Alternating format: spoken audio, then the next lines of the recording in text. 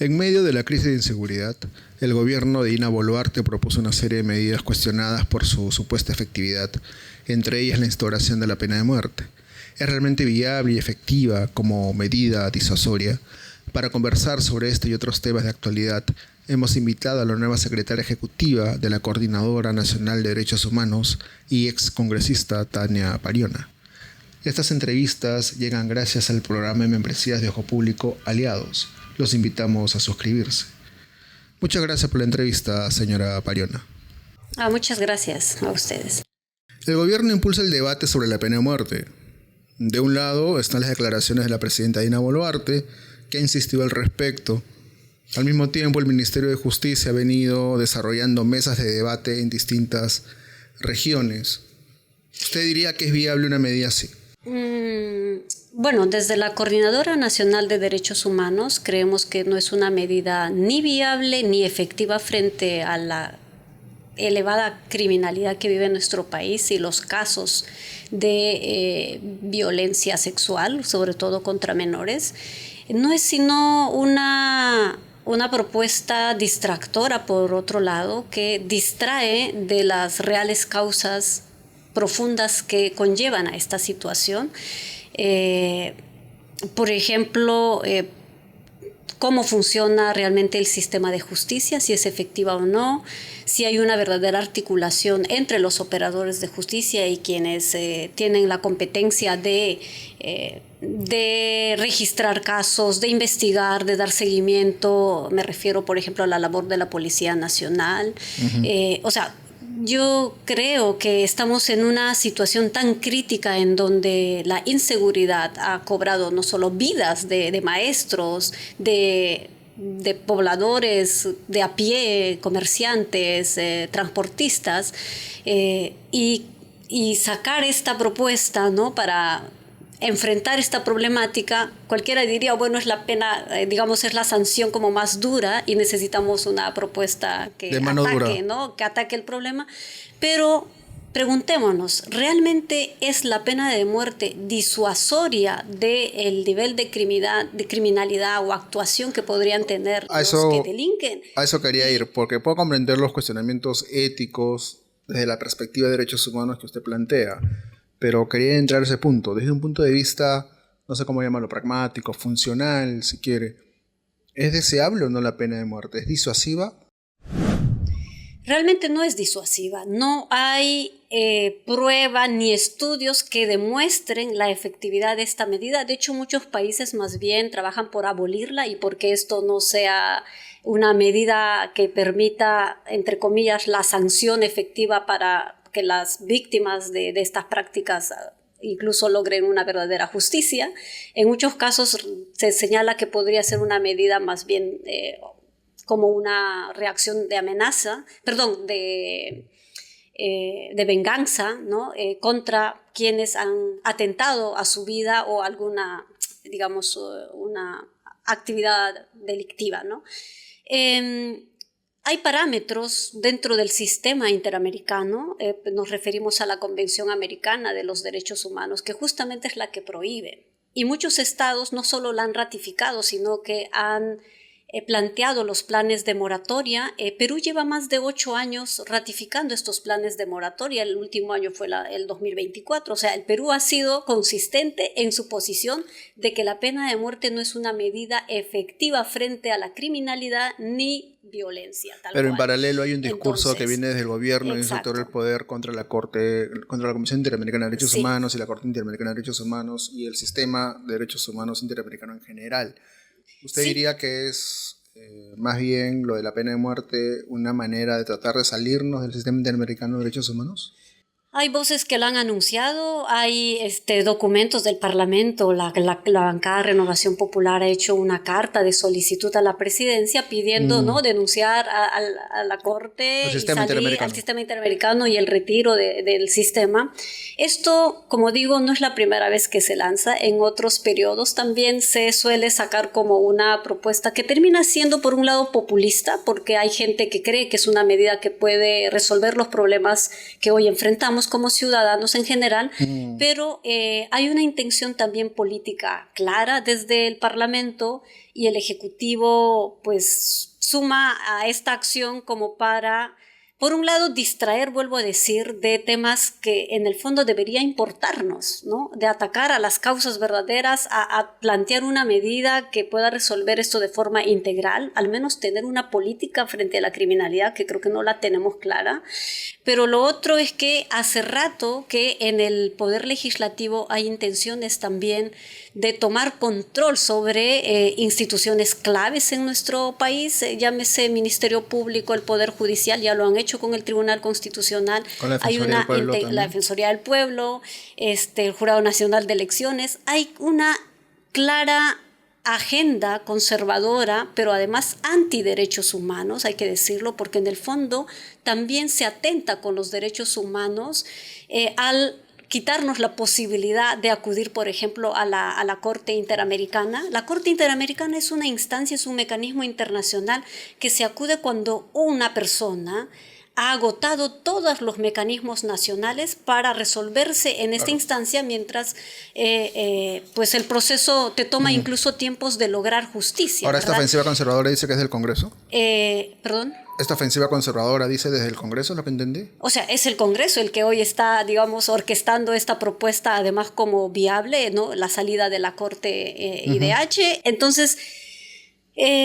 sí es una propuesta que no parte por un criterio ni jurídico necesariamente, porque ya vemos que contravienen incluso marcos internacionales, sino es una propuesta, yo diría, de porte político, pero además político desde una vertiente que, como digo, sigue teniendo este lastre conservador, que no cree en los derechos humanos, que no cree en un sistema de protección de los derechos humanos como suelen funcionar muchos estados democráticos. Ahora, disculpe la interrupción. En estos tiempos, los discursos pro derechos humanos, que son muy respetables, por cierto, ¿no colisionan a veces con las urgencias de los ciudadanos que reclaman precisamente lo que usted ha dicho, una mano dura desde el Estado frente a la inseguridad?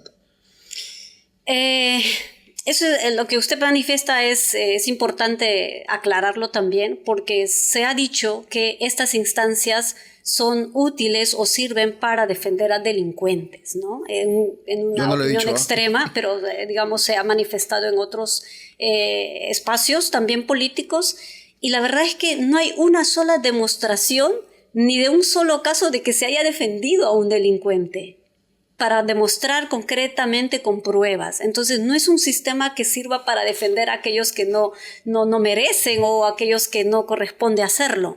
Pero si usted me pregunta si esta medida realmente, o sea, la promoción, la defensa de los derechos humanos es la respuesta a la demanda que tienen los ciudadanos, por supuesto que hay que seguir trabajando más bien en entender ¿qué son los derechos humanos? ¿Para quiénes son los derechos humanos? Y los derechos humanos no está sectorizado, no es para un grupo pequeño, no es para el grupo que solo la promueve. Los derechos humanos es un principio universal que está muy bien puesta en la Declaración Universal de los Derechos Humanos, que además se suscriben después de contextos de guerra en el mundo, justamente para tener mejores estados democráticos, estados que respetan la vida, que respetan la integridad física, que respetan también condiciones mínimas en donde los estados puedan garantizarlos, ¿verdad? Hoy el Estado, lamentablemente, se está convirtiendo en un ente que transgrede derechos y no una estructura de poder estatal que garantiza derechos humanos, lamentablemente. Y digo eso porque hoy tenemos varias medidas legales que más bien contravienen lo que ya hace rato las leyes han reconocido como derechos básicos fundamentales en nuestro país.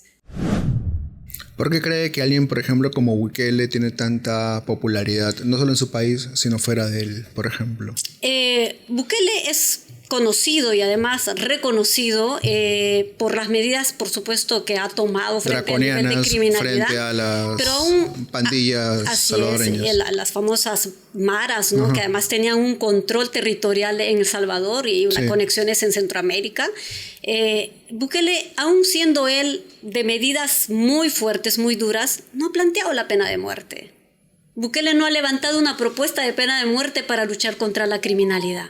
Él tiene una propuesta, en efecto, ¿no? Ampliar las cárceles, detener, aprisionar, reeducarlos incluso a los presos y se reinserten en la sociedad. No creo que le caiga muy simpático tampoco a Bukele. Bueno, son propuestas y son mecanismos de los cuales los gobiernos, por supuesto, tienen todo el derecho de plantearlo, de hacerlo. Pero los derechos humanos, nuevamente, son como también el límite de lo que podríamos nosotros ejercer en tanto convivimos, y convivimos una pluralidad y diversidad de humanos, ¿no? Y entonces cuando uno plantea el retiro del sistema interamericano, prácticamente dejas no solo en desprotección, sino sin posibilidad de que cualquier ciudadano que agote las instancias nacionales pueda recurrir a una instancia internacional y ese es su rol, para salvaguardar su derecho, su integridad, su vida. Bien. Lo que sí hay que decir también es verdad que la población ante tanta criminalidad, inseguridad, ya vemos los casos de feminicidio, desapariciones de mujeres, de niñas, las violaciones sexuales y la impunidad rampante, ¿verdad? En nuestro país, sicariato. Y el tema de la impunidad es un mensaje, porque en un país con impunidades la gente pierde confianza en el sistema de justicia, pierde confianza en los operadores de justicia, pierde confianza en el propio Estado como capaz de protegerlo y de garantizar sus derechos. Entonces, hay que luchar contra la impunidad. Y la impunidad no se lucha con medidas que solo, por un lado, pueden distraer o decir que estamos trabajando y en realidad en el fondo no tienes una política clara para garantizar el acceso a la justicia y más bien los limitas. Fíjate esta ley antijusticia que nosotras la llamamos, a la ley APSI, que limita, por ejemplo, la defensa legal de las personas. La ley llamada contra las ONGs. Así correcto. Es. Entonces, si el ciudadano, además, que no tiene los recursos económicos suficientes para cubrirse una defensa legal y podría acudir a una organización no gubernamental y a través de ella ser patrocinada para tener defensa legal con cooperación internacional, hoy no es posible. Entonces, ¿eso es una vulneración clara a los derechos humanos? Sí. Ahora, sobre ese tema, el argumento que se escucha del sector que la ha promocionado, la ley, quiero decir, aprobada en el Congreso, es que solamente se trata de fiscalizar el uso de fondos y que quienes se oponen a la norma no quieren rendir cuentas de cómo se usan estos fondos que reciben desde la cooperación internacional. ¿Qué responde? Eso es totalmente falso porque la Agencia Peruana de Cooperación Internacional tiene una plataforma además pública a donde los ciudadanos pueden ingresar y tener la información clara de qué entidades son las que están trabajando en el país, qué tipo de proyectos, qué financiamientos, qué cooperación es la que financia, sus rendiciones de cuenta, y las instituciones son supervisadas cada tiempo, incluso 3-4 veces al año. Supervisiones que hace además la APSI a través de, digamos, de esta entidad en representación, digamos, también del Estado, pero también lo hacen las propias agencias de cooperación internacional, por ejemplo, en cuanto a las auditorías. Yo creo sinceramente que aquí no solo hay una intención clara de acallar las voces críticas que denuncian, que vigilan, que fiscalizan, que hacen incidencia internacional para garantizar los derechos humanos, sino simplemente buscar la anulación de este trabajo y bloquear, por supuesto, toda capacidad material, logística y presupuestal para seguir trabajando en nuestro país. Ahora, por favor, termine. Sí. Y lo otro tiene que ver con este uso disfrazado de la fiscalización, las auditorías a las ONGs, con un propósito más político. Los proponentes de esta ley son políticos que tienen procesos en curso de demandas por violación a los derechos humanos. Por ejemplo, esterilizaciones forzadas. Hoy por hoy se lleva un proceso en curso al congresista Aguinaga, que lleva un proceso. Él ha sido exministro en el periodo del señor Fujimori, él es la primera persona, por supuesto, en oponerse a que la sociedad civil pueda abogar por defender a las víctimas de las esterilizaciones forzadas. Las organizaciones de derechos humanos hacemos reportes anuales de los derechos humanos, informes sombras ante los mecanismos internacionales como la ONU y las relatorías que llevan a cabo. Hoy no los podríamos hacer. Hoy no podríamos ir a un mecanismo, llámese comité para, por ejemplo, desapariciones forzadas y remitir sobre la situación que está viviendo nuestro país, porque entonces terminaríamos sancionados con una multa que podría llegar hasta 500 UITs. No ha habido... Eso es realmente inaceptable en un país donde se debe más bien trabajar por la promoción de la cooperación internacional y en lugar de limitarle el trabajo. Pero no ha habido un retroceso en la credibilidad del discurso de las ONGs. No estoy diciendo que se justifique, ¿eh? Digo que en la práctica tengo la sensación de que así ha ocurrido. ¿O cree que las ONGs mantienen su credibilidad frente a la sociedad, señora Pariona? Yo creo que hay una necesidad de ampliar en todo caso el acceso a la información sobre... ¿Cree que han sido víctimas de la desinformación? No estoy hablando de víctimas, creo que la ciudadanía tiene su agencia propia, pero me refiero a la desinformación víctimas que emiten políticos, que emiten aquellos que tienen acceso a medios nacionales mucho más grandes, porque son ellos los que han generado esta desinformación y es la que hoy, por supuesto, puede tener un impacto de un comentario totalmente contrario a la credibilidad o a la veracidad de la información sobre el trabajo de las entidades. Entonces, de lo que sí estamos sí es consciente de que hay un pérdida de credibilidad en las ONGs, entonces, ¿tiene esa sensación? No, más que pérdida de credibilidad, hay una intención clara de generar desinformación, porque se ha hablado, por ejemplo, de millones que ingresaron al país y que solo llegaría 0.12% de centavos a la población. En principio, las ONGs no reparten dinero, no corresponde a su trabajo, no se trata de la repartición del dinero, se trata del desarrollo de proyectos que tienen que ver con el desarrollo humano, que tienen que ver con el desarrollo también económico, que tiene que ver con el acceso a la justicia, la protección del medio ambiente. Vea usted los defensores ambientales, sobre todo población indígena, que hoy está llevando procesos para saber quiénes asesinaron a los líderes y cuál es el problema que hay en los territorios. Las organizaciones indígenas han dicho claramente que hoy no podrían usar dinero de la cooperación para defender estos casos o para seguir exigiendo justicia frente a los asesinatos de los líderes indígenas. Procesos de denuncia por contaminación ambiental por minerías hidrocarburíferas también las hacen desde sociedad civil organizada. Ahora, no podríamos tener lo concreto es que la norma ya está aprobada. Se espera su promulgación, si mal no recuerdo. El gobierno no lo ha observado todavía y no creo que lo haga tampoco. ¿Cuáles son las salidas que ustedes van a plantear una vez que esta norma ya esté en ejecución?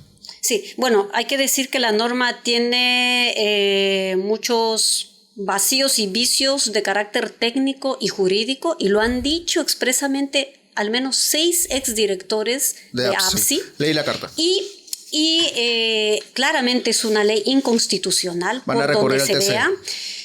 Lo que estamos más bien planteando, inmediatamente se promulga la ley, corresponde las medidas de amparo por casos específicos que vayan a tener un impacto, pues sobre todo en casos que amparo ante el Poder Judicial, quiero entenderla bien. Por supuesto, lo que corresponde, y también recurriremos a las instancias internacionales. O sea, hay mecanismos sobre los cuales igual hay que seguir incidiendo y dando a conocer lo que viene ocurriendo en nuestro país, porque esto no se trata solo de afectar a una entidad, a una estructura de ONG como tal. El impacto es sobre la población y la población más vulnerable. Ese es el tema de fondo.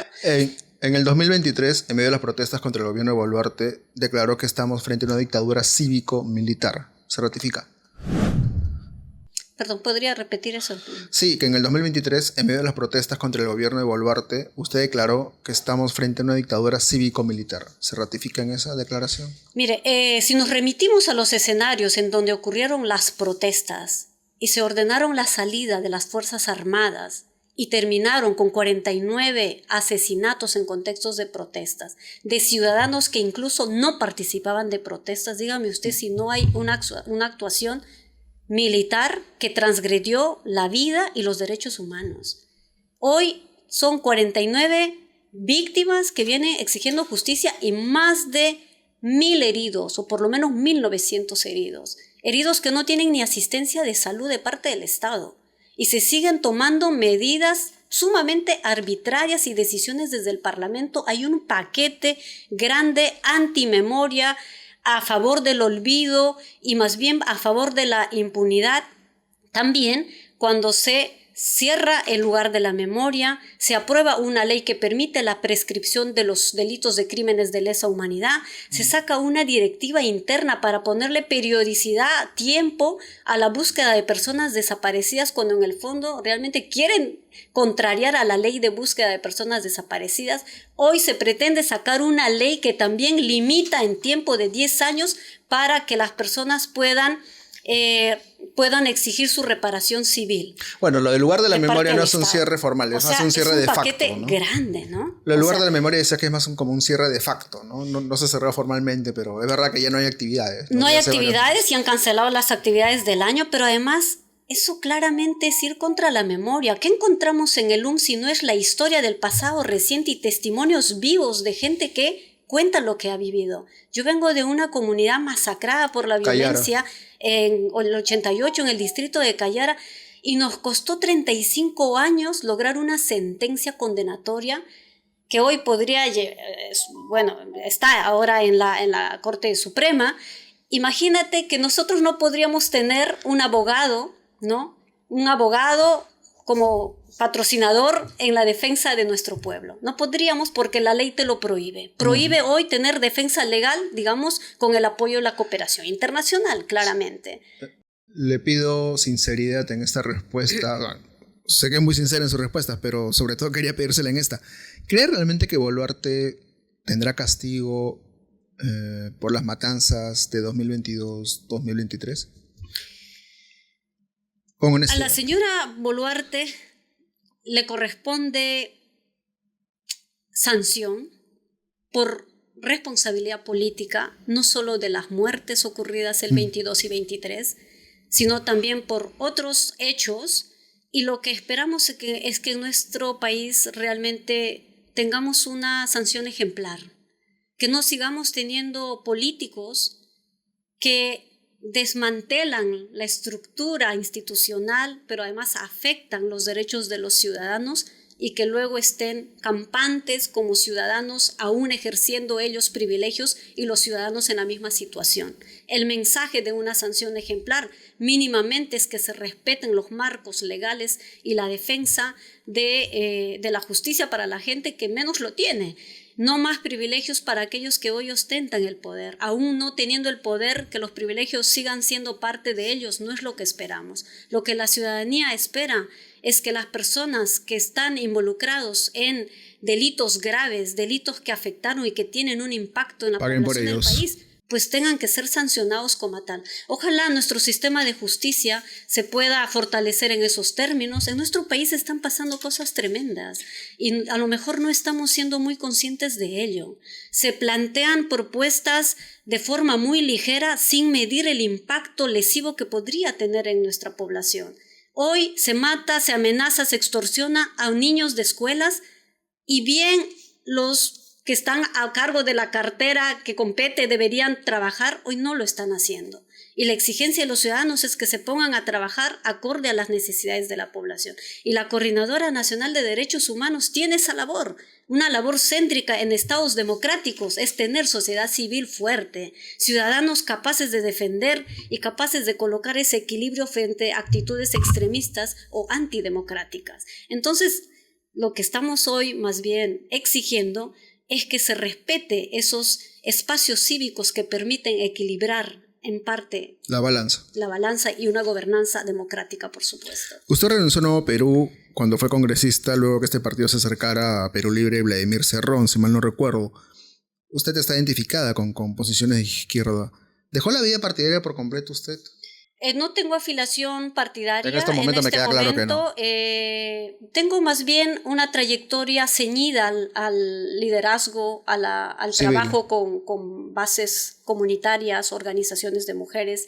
Desde muy niña yo pude estar en las Naciones Unidas hablando por los derechos de la infancia cuando tenía 15 años. Así que para mí ejercer el activismo social, el liderazgo indígena no es sino parte de la decisión de vida que tomé. No es el oportunismo de tener un cargo de poder o ocupar un poder para hacer de ella lo que sea. No. Aquí hay un compromiso firme de defender las causas justas y las agendas que son también agendas comunes del país. Y hoy por hoy lo que necesitamos es que miles de peruanos no tengan que ser tratados ni ninguneados o tratados como segunda o tercera categoría de ciudadano. Hoy es el trabajo que nos toca hacer y desde la coordinadora pues estamos también contribuyendo en esa labor. Usted está más identificada, desea, con posiciones más de izquierda por su pasado como congresista, etc. ¿Qué piensa la izquierda peruana en estos momentos, señora Pariana? No hay una sola izquierda, claramente. Hay vertientes y corrientes también de izquierdas con las que seguramente algunas coinciden en estas causas de trabajos y de demandas y de tener una sociedad que alcance justicia, igualdad y tal. Así como también hay quienes aducen ser de izquierda y tienen posiciones sumamente extremas y radicales y que no distan de la otra extrema de la derecha o ultraderecha. Hoy la gente no cree en estas, tal vez, títulos o corrientes ideológicas como tal. Eso es verdad y eso tiene una causa también, porque los propios políticos, quienes lo ejercen el poder, se han encargado de tener la deslegitimación social, ya no hay credibilidad. Y lo que sí hace falta es mayor conciencia de derechos, mayor compromiso con el país, mayores principios éticos. Hoy la gente busca gente honesta, gente que no mienta, gente que no robe, gente que no tenga historial de corrupción y llegue al poder.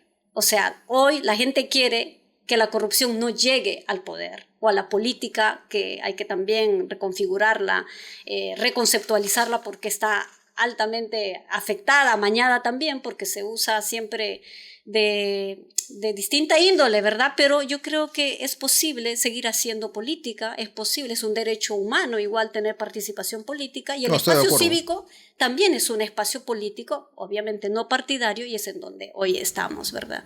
Y la última pregunta, ¿en qué posición cree que queda la izquierda peruana luego de esta experiencia con Pedro Castillo, etcétera? Bueno, habría que preguntarle a las fuerzas de izquierda actual que tienen un trabajo seguramente más activo y con propósitos electorales. Ellos tienen la respuesta. Yo quiero ponerme más del lado de la ciudadanía, de la sociedad civil, que es la que menos es escuchada tal vez, que es la que menos se toma en cuenta, o solo se le considera cuando hay un evento y se usa el nombre, sí, aquí está la sociedad civil, ¿no? Ojo, y usted dijo algo que tal vez yo vi en la respuesta, el gobierno actual ha estado haciendo estas consultas en talleres regionales sobre... El MINJUS, concretamente. El Ministerio de Justicia, sí. Es cierto, sobre la pena de muerte. Han sido convocados sobre todo autoridades, fiscales, en algunos casos jueces, alcaldes, gobernadores, alcaldes. Correcto. Han socializado la propuesta. Ojo que esto no es una consulta como tal, ¿no? O sea, lo que han ido es a trasladar una ponencia sobre lo que significa los beneficios y tal, y cuando en realidad no hay siquiera opinión desde la sociedad civil, digo, los que además conocen de la materia y pudieran tener una opinión. Nosotros ya hemos emitido una carta al Ministerio de Justicia, así como a la Defensoría del Pueblo, para rechazar esta medida de reponer la pena de muerte como una medida frente además a la criminalidad que hoy vive en nuestro país. O sea, está nuestra posición, no estamos a favor de la pena de muerte, no creemos que sea una medida efectiva, es un distractor de las causas reales que generan la problemática y la problemática que vivimos día a día, y entonces debería más bien el Ministerio de Justicia fortalecer las distintas mesas que ha creado y que no cumple debidamente con su función, por ejemplo, para proteger a los defensores ambientales. deberían reencauzarse esos esfuerzos hacia otras cosas, dice usted. Así es. Tania Pariona ha estado con nosotras, secretaria ejecutiva de la Coordinadora Nacional de Derechos Humanos. Muchas gracias por la entrevista, señora Muchas Pariona. gracias a ustedes.